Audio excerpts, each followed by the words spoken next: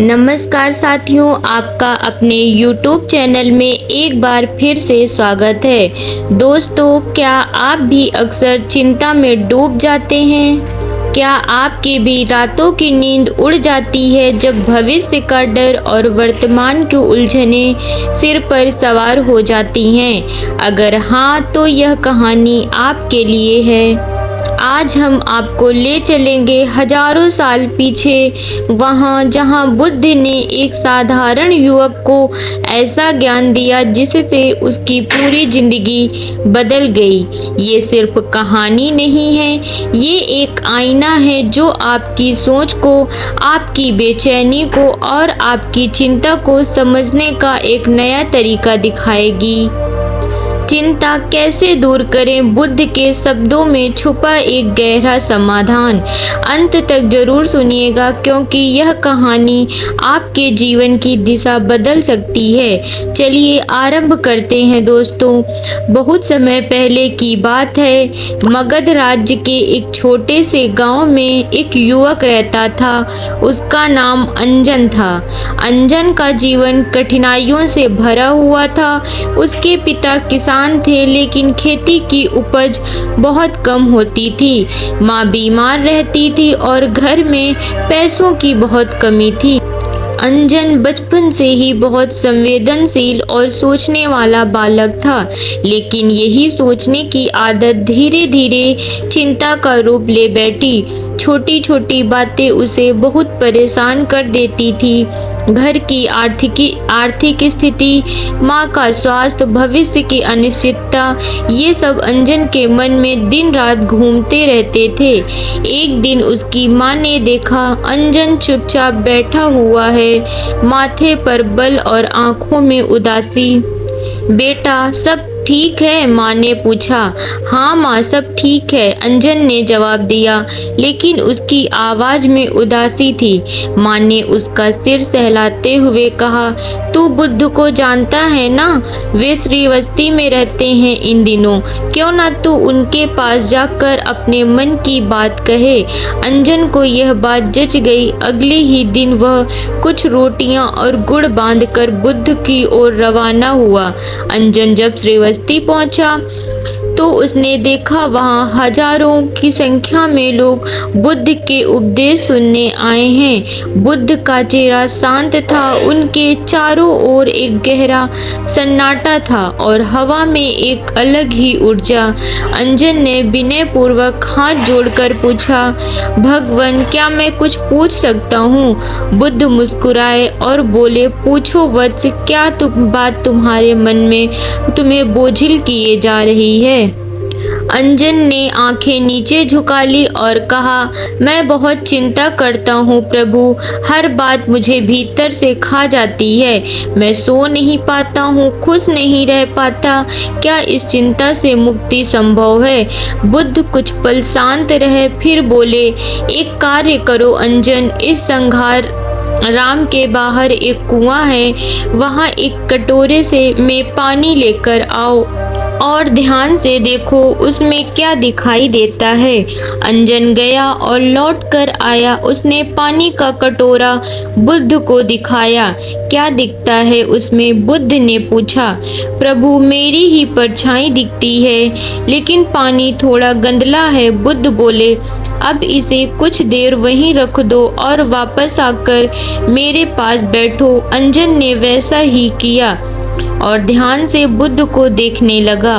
कुछ देर बाद बुद्ध ने कहा, अब जाकर फिर से उस कटोरे को देखो। अंजन भागा और लौट कर आया। अब क्या दिखता है प्रभु? अब पानी बिल्कुल साफ है और मेरी परछाई भी स्पष्ट है। बुद्ध मुस्कुराए और बोले, वत्स, चिंता का भी यही स्वभाव है। जब तुम भीतर की हलचल को शांत नहीं करते तो जीवन का दर्पण धुंधला हो जाता है। चिंता भी ऐसा ही करती है, वह विचारों को इतना गंदा कर देती है कि सत्य दिखता ही नहीं है। लेकिन जब तुम अपने भीतर की चंचलता को शांत करते हो तो मन भी शांत हो जाता है और चिंता खुद ब खुद मिट जाती है। अंजन फिर असमंजस में था। लेकिन प्रभु, जब माँ बीमार है, घर में अन्न नहीं है, जब भविष्य अंधकारमय है, तब चिंता न करें तो क्या करें? बुद्ध ने एक और उपाय सुझाया। एक काम करो, श्रावस्ती के दक्षिण में जो गांव है वहां जाओ और ऐसे 5 घर ढूंढो जहां कभी कोई चिंता न हुई हो। उन घरों से मेरे लिए अन्न ले आओ। अंजन को यह काम आसान लगा। वह सुबह ही दक्षिण दिशा में निकल गया। पहले घर गया, वहां एक बूढ़ा आदमी मिला। महाराज, क्या इस घर में कभी कोई चिंता नहीं आई? बूढ़ा हंस पड़ा। बेटा, मेरी पत्नी तो 2 साल पहले ही गुजर गई। बेटा परदेश गया और वापस नहीं आई। मेरी चिंता तो मेरी सच्ची संगनी है। अंजन आगे बढ़ा। दूसरा, तीसरा, चौथा, 5वां घर, हर घर में एक से बढ़कर एक दुख थे। कोई बीमारी, कोई धन की कमी, कोई मृत्यु का शोक। थका हारा अंजन वापस आया और बुद्ध के चरणों में गिर पड़ा। प्रभु, मैं एक भी ऐसा घर नहीं ढूंढ पाया जहां चिंता ना हो। बुद्ध ने मुस्कुराते हुए कहा, वत्स, यही सत्य है। चिंता सभी के जीवन का हिस्सा है, लेकिन फर्क ये है कि तुम बुद्ध पुरुष उसे पकड़ते नहीं हैं, उससे बंधते नहीं। तुम भी चिंता को पहचानो, लेकिन उसे पकड़ो मत। वह आई है, जाएगी, उसे अतिथि की तरह देखो। स्वागत ना करो, विदाई की प्रतीक्षा करो। बुद्ध ने अंजन को ध्यान का अभ्यास कराया। उन्होंने कहा, प्रत्येक सुबह तुम अपनी सांसों पर ध्यान दो। जब सांस आती है बस देखो, जब सांस जाती है तब भी बस देखो। यह अभ्यास तुम्हें वर्तमान में लाएगा। अंजन ने पूछा, वर्तमान में रहना कैसे चिंता को दूर करता है? बुद्ध बोले, चिंता का जन्म भविष्य की कल्पना से होता है। जो हुआ नहीं उसे सोचकर मन थक जाता है, और मन को जब वर्तमान में टिकाते हैं तो चिंता की जड़ ही सूख जाती है। अंजन श्रावस्ती में ही रहने लगा। उसने संघ में काम करना शुरू कर दिया, ध्यान सीखा, सेवा की।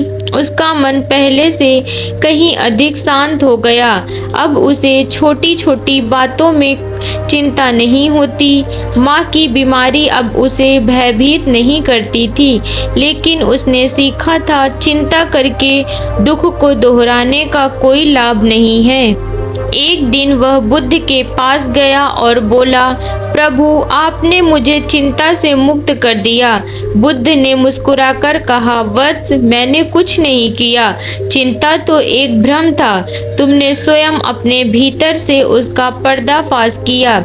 दोस्तों, इस कहानी से हमें निम्नलिखित बातें सीखने को मिलती हैं। पहली, चिंता को पहचानो लेकिन उसे पकड़ो नहीं। दूसरी, चिंता को अतिथि की तरह देखो, वह आई है तो वह जाएगी। तीसरी, हर मनुष्य के जीवन में चिंता है। आप अकेले नहीं हैं जो चिंतित हैं। वो कभी न कभी चिंतित होता है जो जीवित होता है। चौथी, वर्तमान में जीने का अभ्यास करो। जब आप वर्तमान में होते हैं तो भविष्य की चिंता स्वयं क्षीण हो जाती है। पांचवी, ध्यान और आत्मनिरीक्षण चिंता से लड़ने के अस्त्र हैं। नियमित ध्यान आपको भीतर की शांति देता है।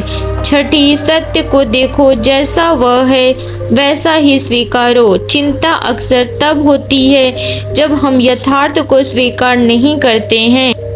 साथियों, आपको कहानी कैसी लगी कमेंट बॉक्स पर लिखकर जरूर बताइएगा, और ऐसी ही ज्ञानवर्धक और प्रेरणादायक कहानी के लिए हमारे चैनल को सब्सक्राइब करना नहीं भूलिएगा। धन्यवाद दोस्तों।